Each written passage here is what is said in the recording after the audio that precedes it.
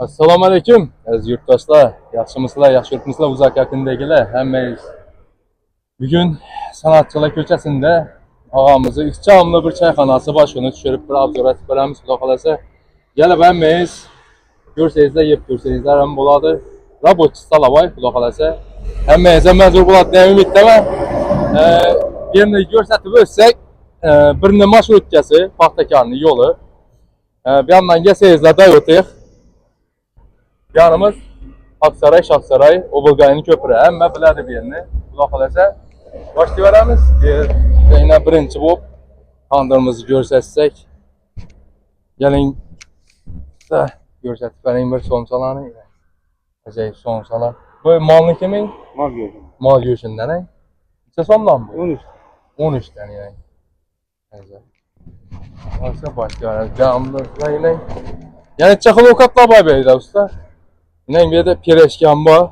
Bujetni bir de robotchi san'atchilar ko'chasi bo'lgandan keyin bu yerda robotchi odamlar ko'p, firma, tashkilotlar ko'p. Bu yerda kelib bemalol go'shtli ham kartoshkalar bor. Go'shtlisi 4 ming ekan, kartoshkalisi 3 ming ekan. Yanda yine hamma yoqdan suzma palov bor. Yine oradan isimdan birini tutdi lan isimdan. Ha, açın karamını. Görelik canım. Bundan ne olamayın da usta? Göçte. Bir tane tukun kıyma var. Göç, mal göç, he? Mal göç. Mal göçü. Tamam, bir acayip. Bir porsiyon benim kanım. Posta bir adam. Petit boyalı. Acılı su boyalı. Göçünden hem böyle. Al. Yiyip görüp aytamız sizlere mazasına.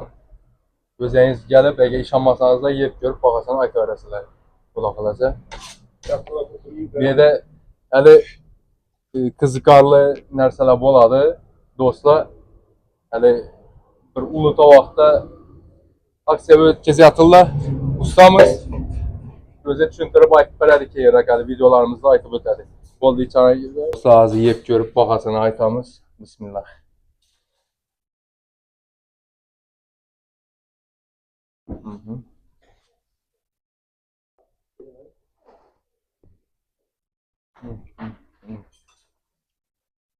Bunu indi tavuğumuz pişirdi, he? Mazasının mangabı. Bularımız yine 5 tekiyor. 25 sonuna. Dostlar, bir yerdə hər xil ovqatlar var ekan, tavanın mangabı yox. Gəbi özləniz yeyib görərsizlər. Çayınların içində axır, he? Evet. Obşi bir porsiya içsə sonra 30 son. 30 min soma kanlarınız doyadır. Lakin başqa yerə var, başqa ovqatla yemək desənizdə 30 min soma bilmə. Yəni şu görürsünüz. Yəni şu ovqatlar var, şaşlik var dedi. Şaşlık var. Şaşlik var. Köçədə evəclərini göstərdik.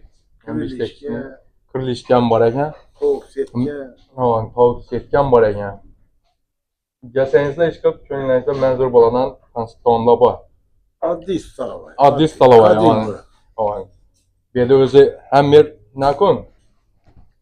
Xudo xolasa do'stlar kelaverasizlar, manzilni ko'rsatib o'tdik. Hammangizga kattakon rahmat.